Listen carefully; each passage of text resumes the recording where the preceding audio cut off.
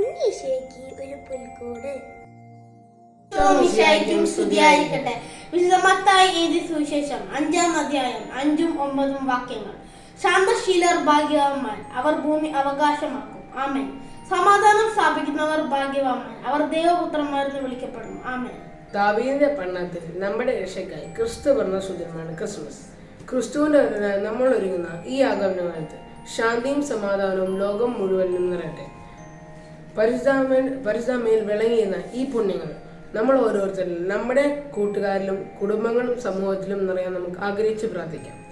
അനീതിയും അക്രമവും നിരാശയും പെരുകുന്ന ഈ കാലഘട്ടത്തിൽ നമ്മളുടെ അനുദിന പ്രവൃത്തികൾ പരിതാത്മ ഫലങ്ങളായ ശാന്തിയും സമാധാനമാവാൻ നമുക്ക് ആഗ്രഹിക്കാം.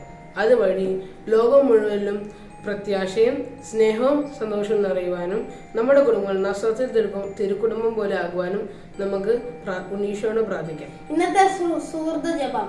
ഉണ്ണീശോയെ ഞങ്ങളുടെ ഹൃദയങ്ങളിൽ സമാധാനം നിറക്കണമേ.